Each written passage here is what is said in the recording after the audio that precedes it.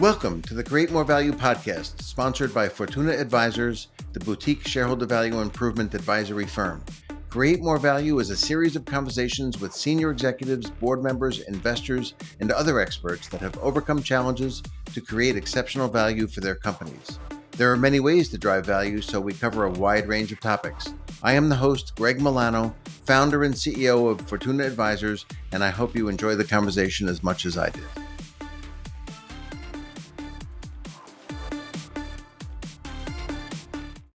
I would like to welcome Dr. Anastassia Lauterbach. Thank you, Anastassia, for joining me on our Fortuna Advisors podcast, Create More Value. Thank you for having me. Anastassia has a weekly podcast called AI Snacks with Rami and Rabi. Yes, absolutely. So my podcast is focused on translating AI from difficult to easy to understand. And I am saying that I podcast for AI muggles, not wizards. That's great. She helps people learn robotics in an easy to understand and entertaining way. Given how little most people know about AI, her work is desperately needed. Among many other advisory roles, she is a member of the Board of Advisors for the Lucerne AI and Cognitive Community, a member of the Scientific Council for the Israeli Association for Ethics in Artificial Intelligence, a member of the Advisory Board for IRA Technologies, and a professor for AI, Data, and Digital Business at the Management Center Innsbruck. In the past, she spent time at McKinsey & Company, was Senior Vice President of Global Operations at Qualcomm, and was Chief Strategy Officer at T-Mobile International. Anastassia, can you provide our audience with a high-level overview of what AI is and how it affects businesses and people?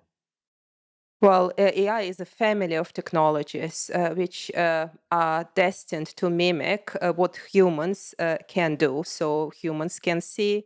There's a computer vision family of technologies. So we allow computers to perceive the world similarly how we do it.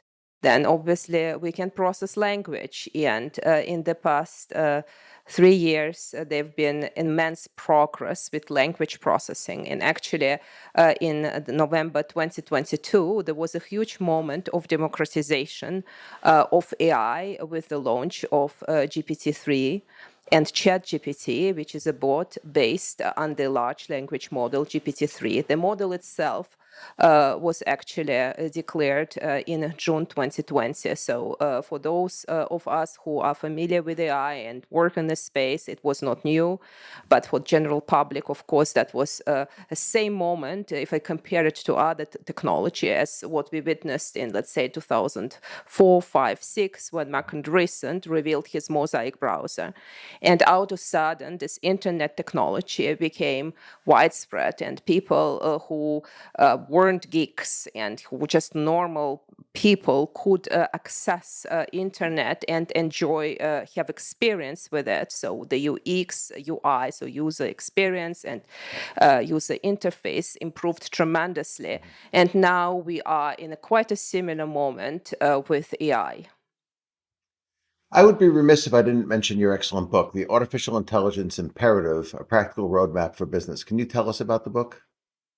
So thanks for actually mentioning this. I wanted to write something which was destined for business developers, executives, so non-technologists, because it's my true belief that AI penetrates all the realm of our societies and economies, and it is in every single industry. If I remind us of what Andrew Ng, who is one of the best AI scientists on the planet, he says that AI is like electricity. So obviously, we are not questioning right now that we use electricity to run more or less everything. So it's somewhere in the background, and we just take it for granted. So in time, AI is going to be similar to what electricity became in the past 100 years.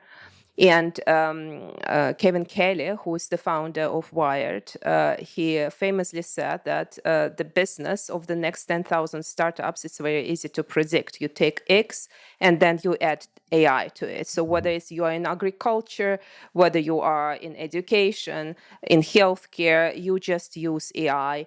And of course, there are some differences because obviously we might talk about regulation on this podcast or not.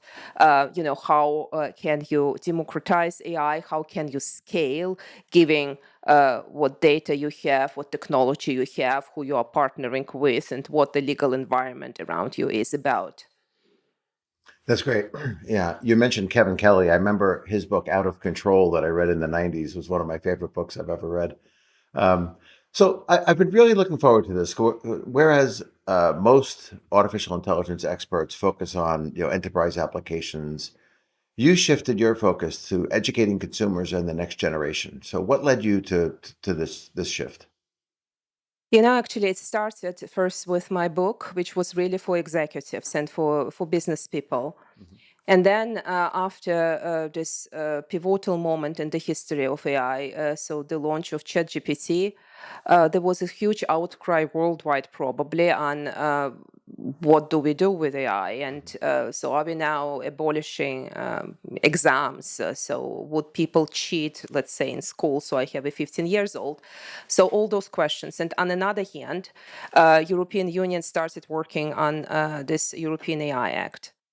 And I've got swamped with questions which actually did not have a lot of sense. And I understood that without properly introducing the concepts and really explaining what AI does and does not, and how actually a human being has the agency in AI, we won't succeed in implementing AI for good. And here are a couple of things. So first, I think that huge centralization is the enemy of any technology. And we won't go into Google and monopoly or other discussions on the monopolistic positions of some companies. But if we look into the trillion US dollar businesses, all of those are AI centric businesses. And this is for the reason. So data is in the very heart of such businesses. And it's not just data, it's the environment and the ecosystem around it. So those companies who have this fabulous valuation, they all work on their own semiconductors. And of course, we have NVIDIA, which is a semiconductor company, but they have a fantastic software platform accompanying what they do in hardware. So we just see that AI and being sophisticated about it pays off in terms of economic valuation. Then we have another trend, and this is tremendously important because I know that your audience are board directors. When I looked into valuation of companies around 2012 and 2013, I saw that digital assets made approximately 12 to 14% in valuation of large businesses. Mhm.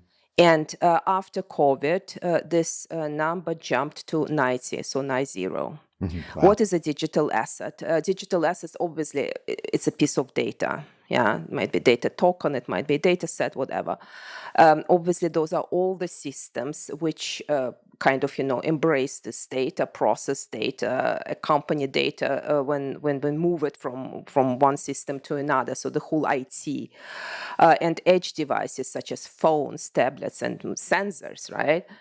So all the processes which are kind of in this space of what do we do with data, how do we touch it, and then intellectual property. So and I mean it's just difficult, and we need to understand that AI now increases the volume of those digital assets. Mhm. Just think about synthetics, so generative AI producing its own data, Mhm. yeah, for good reasons, yeah. Right. What does it mean for our business models, and what does it mean for being a good risk steward if you are, for example, on a board? What does it mean for the competitiveness of your company? So just, on one side, this lack of understanding, democratization. Other side, we have this massive push into regulation and then the digital assets, and how do we kind of, combine all the dots? Mhm. And I am just being very concerned that regulators are getting a bad advice. If I look into what was happening in Europe, in one quarter, big technology businesses spent 140 million US dollars on lobbying just in one quarter, and that was more than all oil and gas and pharmaceutical companies put together. Wow. Yeah. And of course, if you are, let's say, Meta or Amazon, you have huge departments which can, go to the regulator and do whatsoever. But if you are a medium-sized business, this is an additional expense, and you are already spending 25% of your revenues on cloud. You don't have your own cloud. Amazon does. Obviously, Google have Google Cloud, etc.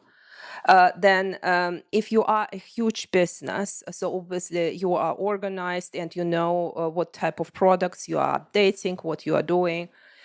So you're kind of, accustomed, unless it's a new product release and you pivot into a new area, how do you model? So just cleansing data. So before anything happens with the model, this is around 15% of revenue line for a business. Yeah. And just imagine you're trying to build a business. You might be, let's say, a hospital. Yeah. And you want to improve whatsoever processes. And this is, if you don't have like pre-done models, how can you stomach such a revenue spend? I'm not touching here on the talent strategy and how you work with people. And you've never heard of AI before, and you've never heard maybe of statistics, right? You don't have engineers working for you because you are not in this technology business. And then an army of consultants descend on you. And unfortunately, some of those consultants, they don't know what they're talking about. So I remember being on stage at NACD, which is obviously, the Association of Corporate Directors in the United States. And it was, I think, either 2018 or 2019. And a person who was a very celebrated AI connoisseur on stage was claiming that AI has passed the Turing test ages ago. And this is simply wrong. AI has never truly passed the Turing test. So obviously the person did not know what this person was talking about. But there were 400, 500 people in the room listening. So sometimes regulators who are technologists, they're ill-advised. And I've just asked this very simple question. I've just asked, how can I maybe take a slow path, but maybe a more safe path? But I'm convinced AI is here to stay. I'm convinced AI will be everywhere. So, and this is why I decided to actually start with the next generation. And then I said, you can't force knowledge on people. So I need to entertain them while educating. And this is how I developed all my characters, and then how I started to think, how can I explain a qubit, or how can I explain, let's say, challenges of supervised learning in a way that everyone can understand? So this is my daily exercise. This is why I podcast. This is why I try use social media in growing the audience. And we will see where I end up in 5 years. But I intend to be in 1 million families in 5 years. Wow. Wow, that's great. I think it's a really, I mean, it's a great business, but it's a great thing you're doing to help people as well, which is good. Now, you touched on the European AI Act and a little bit Yeah. about like Europe versus the U.S. What do you think of that act, and what is the general state of artificial intelligence in Europe versus America? So look, so obviously, historically, United States was a leading country, right? And then I add Canada to this because we have this fabulous deep learning Canadian school, right? So, and they kind of, mingle because so many fantastic professors from Canada work for US-based companies. And by the way, this is one of the features of so-called AI-centric businesses. They allow someone who is in academia to come on board and just really work and spend time with teams leading development and R&D. And at the same time, this very person can still go to the faculty and teach. And then obviously there's a great exchange of interns, and some students might come on board. So this is a great model how to work with academia. I'm a huge fan of it. Something like this does not exist in continental Europe. So UK is no longer part of the European Union, and I'm in Switzerland, so I moved to Switzerland actually, where obviously European AI Act is not valid because Switzerland is not a part of European Union. So the idea to regulate AI is a good one. So I'm really in favor to be thoughtful. How do we develop and use the technology? But I'm against how it got implemented. So, and I'm looking into outcomes. So, for example, first outcome has already been that 16% of European-based AI companies left the continent. And as we see it here today and speak, I am deeply aware that further 26% of companies are exploring where to go. So should it be maybe Switzerland? Should it be Singapore? So should it be the United States? But this discussion which is there, and this is open. So European AI Act, fantastic business for lawyers, for compliance people, for consultants, for actually innovation. It's very difficult because it adds more on costs. So I've already talked about cloud, 25% of revenue base. I talked about cleansing data. So 15% of the revenue base, those are approximates. And by the way, this is not that I dreamed about those numbers. So those are the numbers, for example, of portfolio companies of Andreessen Horowitz. So you can check those. So how do you actually implement and get things done in such an environment? This is just tremendously difficult.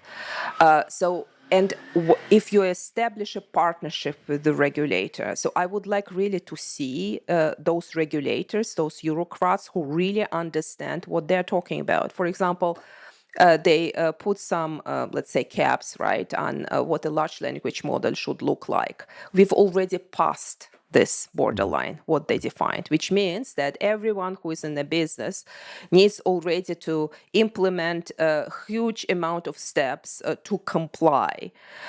So I just don't think that what they did was an elegant solution. I have a suggestion on what needs to be done. And by the way, I'm not an economist, so I would love to have a conversation with someone who is sophisticated in policy.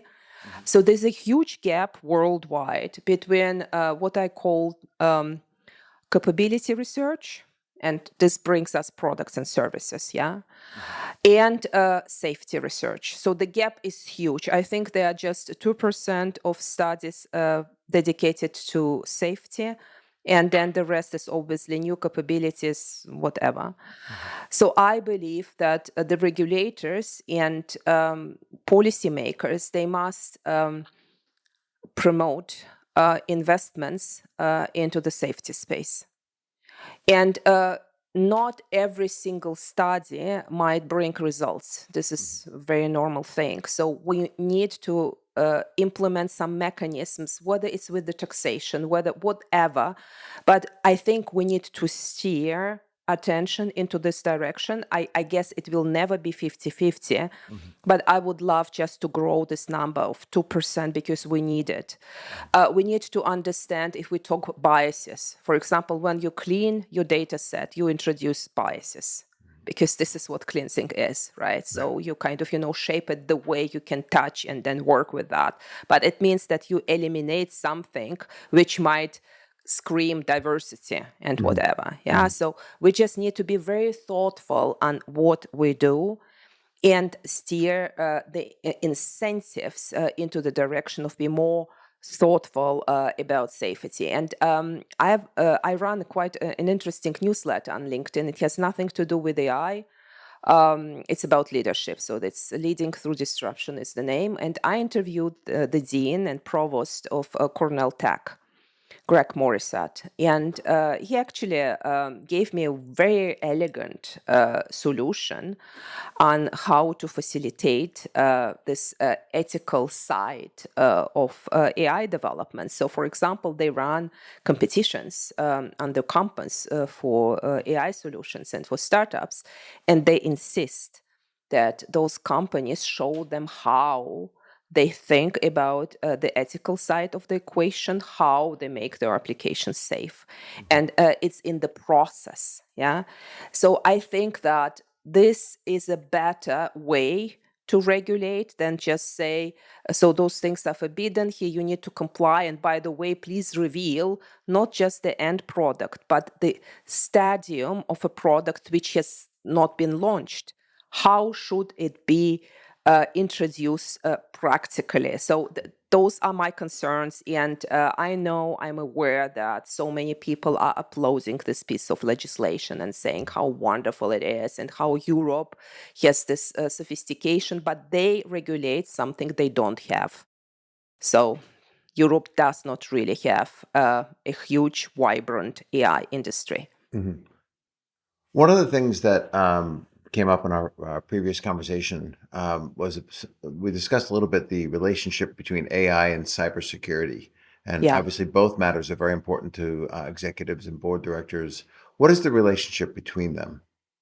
So look, this is unfortunately, AI is a neutral family of technologies. I mean, you and I can use it to do some good, but cyber criminals who are very sophisticated technologists can use it to do a lot of harm. And of course, with the Gen AI, so those synthetics, so the arsenal of techniques and methods to attack grew exponentially. Mhm. Back to this discussion of digital assets, if you just have this magnitude of how much um, this volume of digital asset is in a business, I think board directors might be capable to quantify them. And this is nothing which is like some voodoo. It can be done because directors must know, okay, so what is, let's say, per hour if my critical system is out? So what are the costs? So this is one ticket to look at. Then obviously they are in some regulatory regime, and many international companies, they are simultaneously in several regulatory regimes. So what are the average fines if things happen? Mhm. Then what is actually the cost for me reputationally if XYZ files get stolen? So criminals, they chase those digital assets, and in order to be a good steward of risk, directors must be capable to say what is the exposure. Mhm. I understand directors won't be capable to say, and this is not their job. Let's say here we need this technology to protect, and here we need the analysis of third parties, whatever. So they need to have people who will present and tell them that, Mhm. but at least they must understand exposure. So once again, cyber side of AI and applications, those are two sides of the same coin. Mhm. And in terms of the risk and attention to the risk, for me, this is the risk number one, because I foresee that with everything what is going on geopolitically worldwide, and just democratizations of those AI technologies, we will face more and more attacks, and none business is safe. Mhm. Fortune 500 is not safe, but even mid-sized businesses aren't safe. Mhm. Yeah, it's scary actually. So Yes. many of our listeners, as you know, are senior executives and board members, and there's been some talk about having an AI director on the board, an actual artificial intelligence director. What's your view on this? I guess you're laughing is Yeah. giving No, it I away. mean, I'm really, been serving on boards for ages. So I started in 2010. Uh, And I served on big and small boards. Actually, when I hear this, I'm like, okay, I understand that some consultancies want to sell it, or some maybe product companies and lawyers. But I would actually fire this board if they are up to something like this, because they have a job. And this job can't be outsourced to, let's say, machine. Yeah. I am all in favor to use technology to generate insights, right? Mhm. And of course, the sophistication of financial analysis today, comparing to what we used to have 40 years ago, I mean, this is really not the same world any longer. Mhm. But let's say I was hearing someone was saying, "Oh, your Warren Buffett is such a wonderful investor and he's so successful. We need to clone him and kind of, ingest him into our board." Well, then probably you need to fire yourself if you are kind of along those lines, because I think it's a huge piece of work to really build a team the company needs in terms of governance, and really think, what do I need, and can those people ask serious, meaningful questions? And I would like to quote Pablo Picasso here. Pablo Picasso said, computers are very stupid. They just give you answers. So the job of a director is not about giving answers, it's about asking questions. Mhm. And this is actually what is the most difficult thing in AI. What questions do you ask?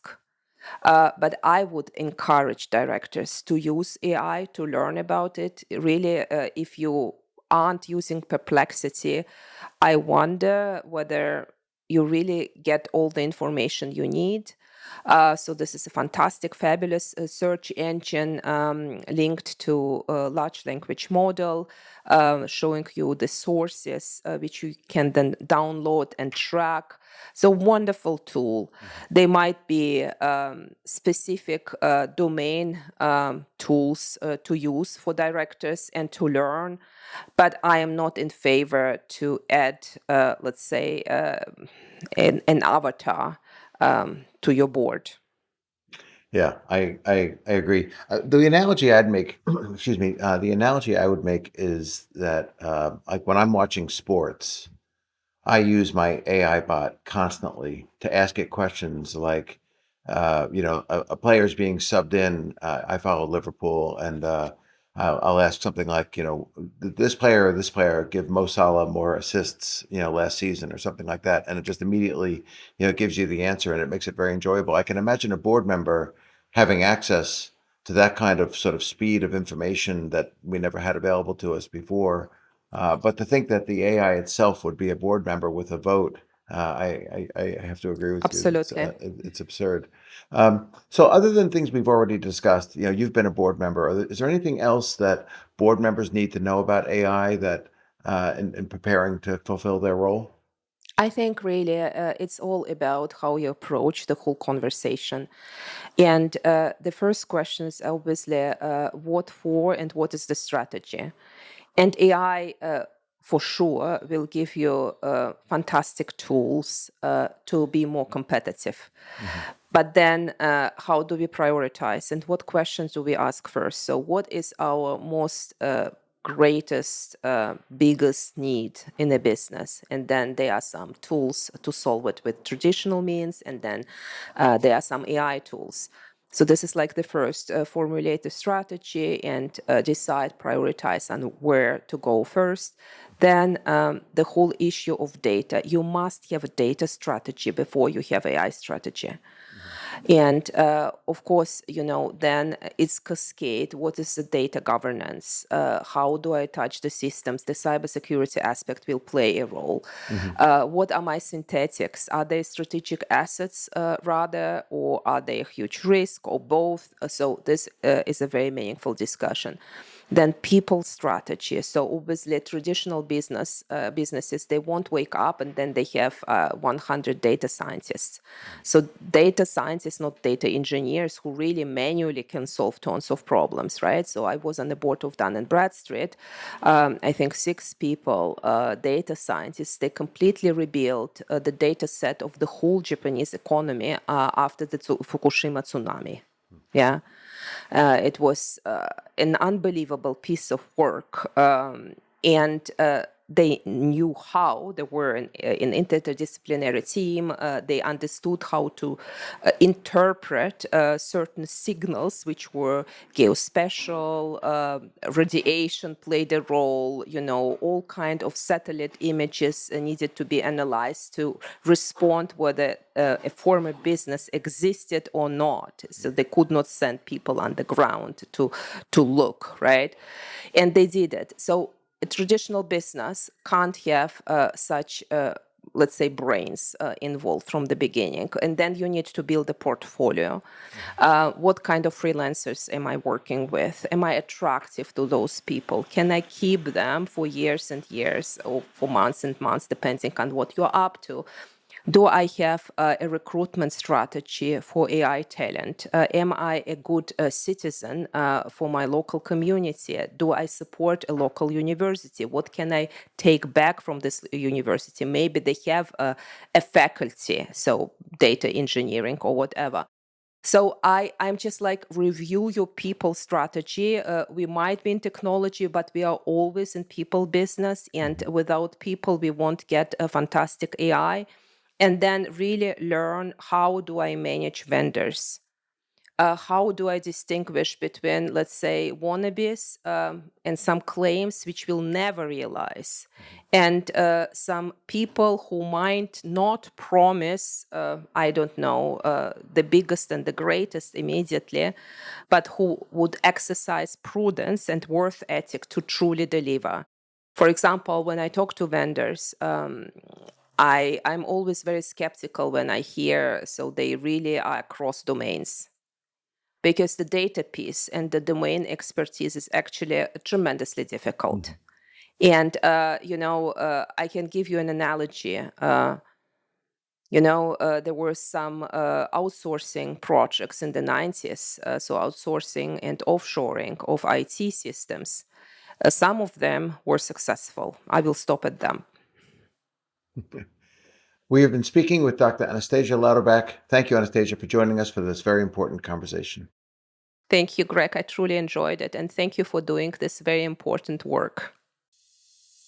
You have been listening to Create More Value, sponsored by Fortuna Advisors, and I am your host, Greg Milano, founder and CEO of Fortuna Advisors. I hope you have enjoyed this episode. Fortuna Advisors helps companies with strategy, capital deployment, business management, corporate culture, and incentive compensation, all aimed at driving top quartile total shareholder return and the equivalent for private companies. To learn more, contact us at info@fortuna-advisors.com.